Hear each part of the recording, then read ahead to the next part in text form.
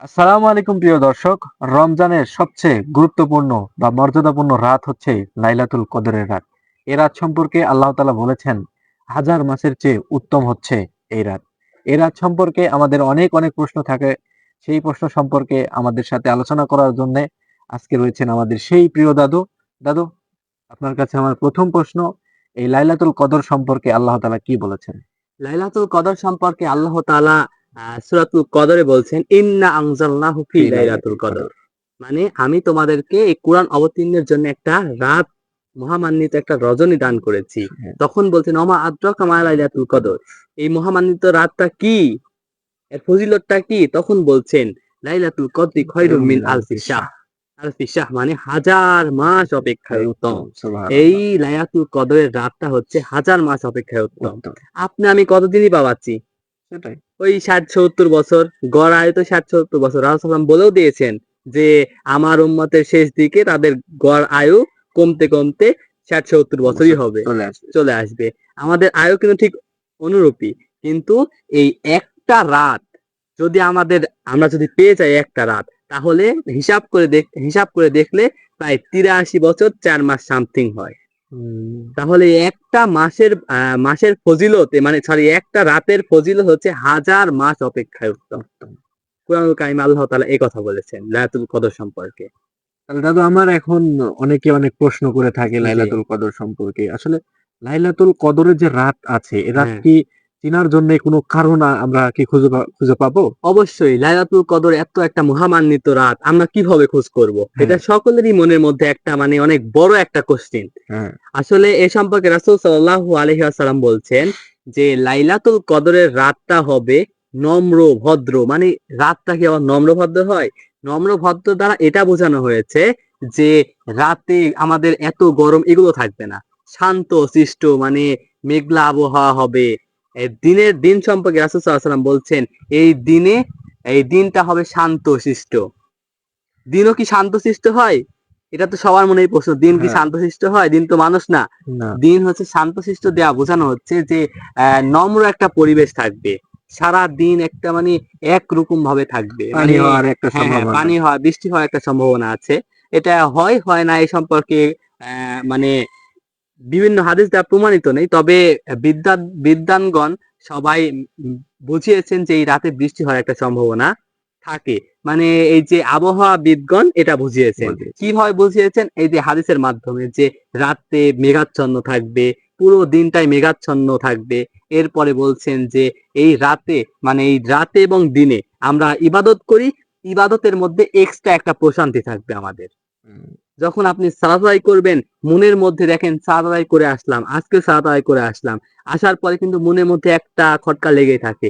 আর এই দিনের সালাত আদায় করার পরে মনের মধ্যে কোনো খটকা থাকবে না। এই হুম। দিনে সালাত আদায় করার পরে, ইবাদত করার পরে মনের মধ্যে অন্যরকম একটা প্রশান্তি কাজ মানে করবে। আমরা বুঝতে পারতেছি যে এই রাত্রে বা দিনে একটা হ্যাঁ, নাতিশীতোষ্ণ, মানে না হ্যাঁ, হ্যাঁ। শীত না না গরম, শীত না গরম গরম, মানে এরকম একটা মনোরম একটা পরিবেশ পরিবেশ থাকবে। থাকবে। হ্যাঁ। এরপরে রোদ বের হবে, কিন্তু রোদের তাপ থাকবে না। হ্যাঁ, হ্যাঁ। এটা হচ্ছে অনেক বড় একটা কারণ। তাহলে দাদু, এখন প্রশ্ন হচ্ছে যে আমরা তো কারণ জানতে পারলাম যে এই হ্যাঁ, দিন এটা হতে পারে। হতে পারে। এখন আমাদের তো বাংলাদেশের ঢালাইভাবে ২৭শে ২৭শে রমাজান, রমাজান, হ্যাঁ, লাইলাতুল কদর লাইলাতুল বলে কদর। প্রচার করা হয় টেলিভিশনে, সব জায়গায়। সব হাদিস জায়গায়। কি আসলে এটা বলে? হাদিসে রাসূল সাল্লাল্লাহু আলাইহি ওয়াসাল্লাম, বুখারী এক হাদিসে রাসূল সাল্লাল্লাহু আলাইহি ওয়াসাল্লাম বলছেন যে তোমরা লাইলাতুল কদরকে খোঁজ করো রমাজানের শেষ দশকের বেজর রাত্রিতে। বেজোড় রাত্রি, আরেক হাদিসে বলছেন, তোমরা লাইলাতুল কদরকে খোঁজ করো রমাজানের শেষ দশকে। শেষ দশকে। তাহলে আমাদের লাইলাতুল কদরকে খোঁজ করতে হবে রমাজানের শেষ দশকে, বিশেষ করে বেজর বেজোড় রাত্রিগুলো। রাত্রি, যেমন ২১-এর রাত্রি, ২৩-এর রাত্রি, ২৫-এর ২৭শে রাত্রি, রাত্রি। ২৭-এর রাত্রি, ২৯-এর রাত্রি।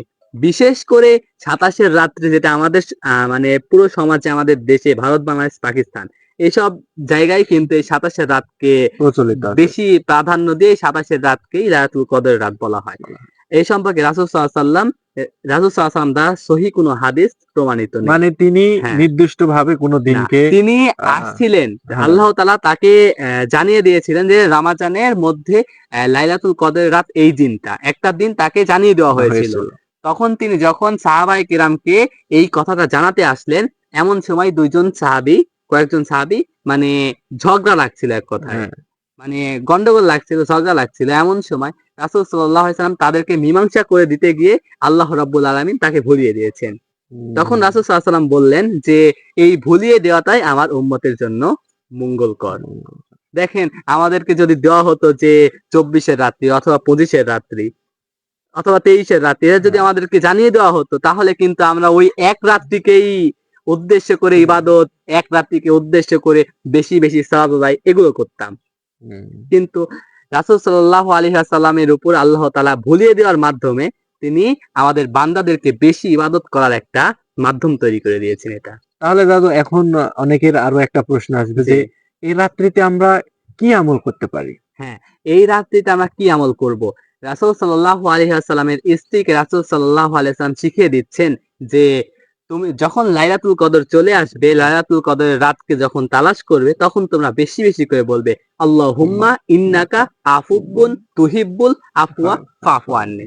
এখানে আল্লাহ তাআলা বলছেন, আল্লাহর নবী এই দোয়ার মাধ্যমে বলছেন যে আল্লাহ তাআলা ক্ষমাকে ভালোবাসেন, আল্লাহ তাআলা ক্ষমাকে পছন্দ করেন, সুতরাং আপনি আমাকে ক্ষমা করে দেন। তিনি বলছেন যে আপনি ক্ষমাকে ভালোবাসেন, ক্ষমাকে পছন্দ করেন, সুতরাং আপনি আমাকে ক্ষমা করে দেন। এটা কত সুন্দর একটা দোয়া।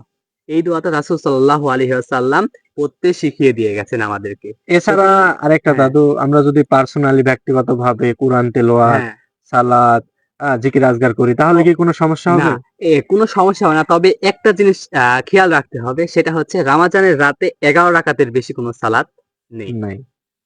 বেতের 3 রাকাত, তারাবির সালাত 8 রাকাত। হ্যাঁ।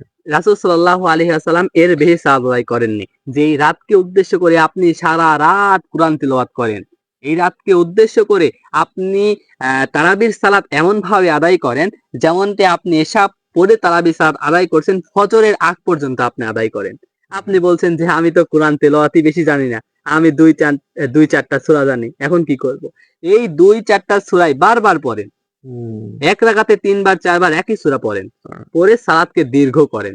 আপনি সালাত শেষ, এখন এসে আপনি বসে থেকে কুরআন তেলাওয়াত করেন। দাদু আমরা দেখতে পাই এই রাতকে কেন্দ্র করে বিভিন্ন অনুষ্ঠান, খানাপিনা করা হয়। এগুলো কি ইসলাম না, সমর্থন করে? ইসলাম এগুলো সমর্থন করে না। এই রাতে বেশি বেশি ইবাদত করতে হবে। ওই অনুষ্ঠান করে অনুষ্ঠানে গজল, বক্তব্য এগুলো চলে না। এগুলো চলবে না। এগুলো চলবে না। আমাদের ইবাদত করতে হবে।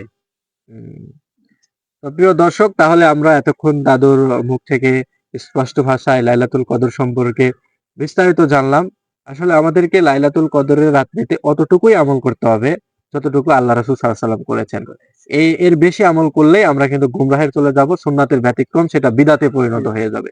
কাজেই আপনারা লাইলাতুল কদরে ওই 8 রাকাত আর 3 রাকাত সহ 11 রাকাত সালাত আদায় করবেন, আর পার্সোনালি ভাবে কোরআন তেলাওয়াত, জিকির আজগার এগুলো করতে পারেন।